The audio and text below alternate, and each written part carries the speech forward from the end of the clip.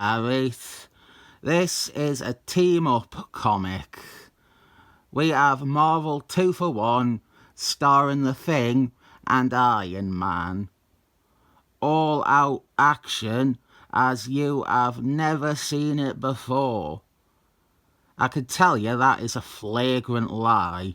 This is action as you often see it in comics from 1975.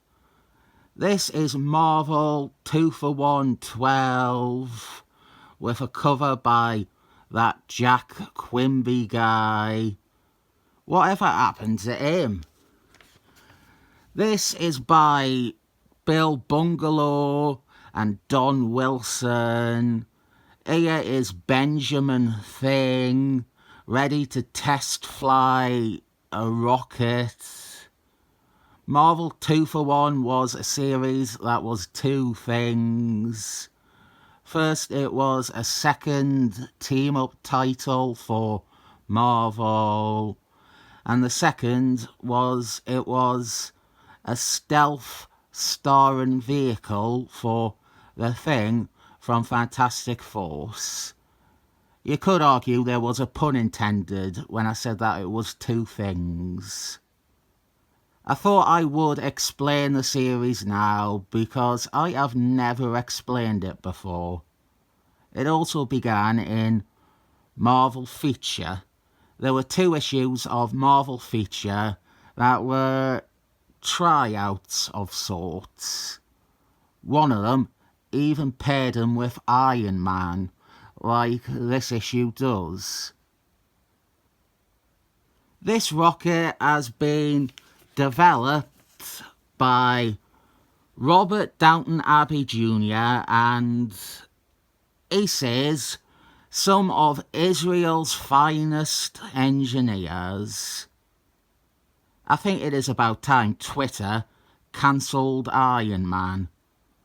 He has clearly made his stance known when it comes to Israel. And it is about time someone hashtagged Iron Man into oblivion. Maybe he has mould on his walls too. I'll be honest, I am not entirely sure what this test flight is or was meant to be. There is a silo underneath, and boy, the comic really wants to let you know about that.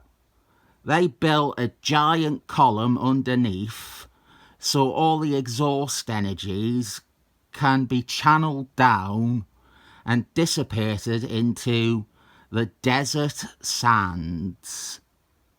Well, then the rocket jet thing doesn't even go in the right direction. It goes down instead of up. I suppose this is what you get when you rely on Israel's finest engineers. They're too busy performing acts of genocide to make working space buggies.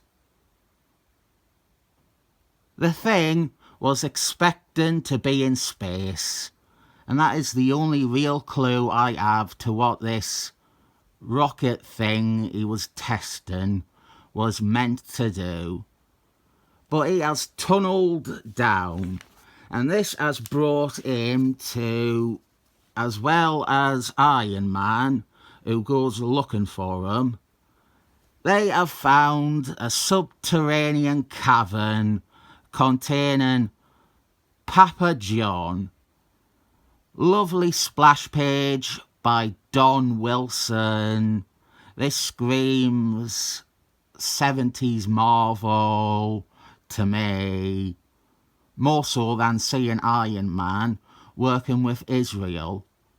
We have a big doofus man in a tunic on a splash page spouting gibberish about his power stone.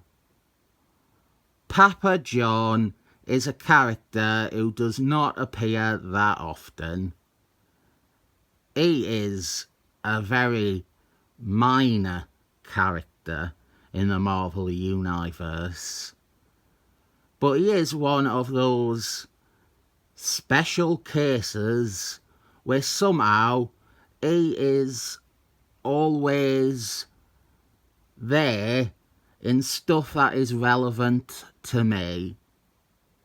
Papa John is from folklore. I don't know much about the folklore attached to him, but in comics he was introduced in Fantastic Force 54. That issue is momentous to me because I used to have a duvet cover with that on it, a bedspread, a quilt cover, whatever you want to call it. I have wanted that issue for ages because of that. I also feel like talking about my bedding from when I was a wee little kiddie boy might draw attention away from any statements about Israel. Hume on Fire and Red Wing, again they unearthed Papa John living in a different subterranean cavern. Can't fucking help it, can he? Loves his caves. You cannot find a good cave without Papa John already having set up shop there. Papa John is a wanderer since the days of Richard the Lionheart. He has travelled the world. Spent most of that time in caves though. He is a knight from the past who was woken up in the present. He also got into a battle with 90s Thor once. That came after this issue of Marvel 2 for 1 though. The comic I most know him from is Cables and Dead Pills. He is in that. He comes to live on Cables' island sanctuary. He fights Dead Pills when Dead Pills commits a murder on the island. And I remember Cables shoots him with a giant Cables gun and tells him that he is not allowed on the island if he will persist in violence. You see him a few more times across the series until the island is eventually destroyed in issues of Excellent Men. We see him leaving on a raft saying that he liked it there. There isn't that much to this comic. It is a quick, disposable team-up story. We get some of that history here. Papa John, his appearance in Fantastic Force 54. I will say the artwork by Don Wilson is bringing the funk this issue. Not many artists can get away with drawing Papa John.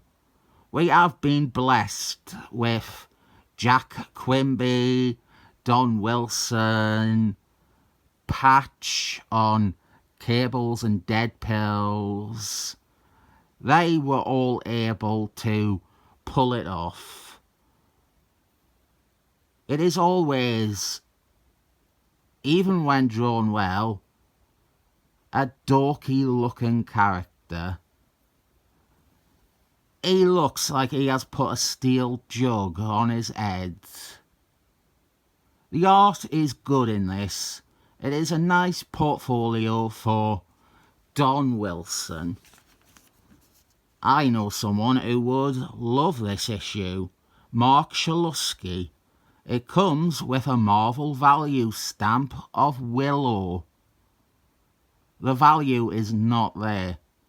It's Willow. She has no value. To go with my assessment that this is an art book, here is a double splash page of Iron Man and Thing advancing on Papa John. I sometimes get annoyed at comics where it is very clear that the creator or the creators, their hearts aren't into it. And I don't feel much passion from Bill Bungalow's writing here. But Don Wilson is giving it a good try. And I think I still take Bill Bungalow's half-hearted comics over Gary Conman's version of the same thing. Bill Bungalow's cash the check comics, they lack anything to invest in, but they still provide the bare essentials of a superhero action story. When someone like Gary Conman does comics like this, and he is not the only one, he is just the first name that came to mind, they are struggling to find even those basic moments that are important to the telling of a story. There's not much here.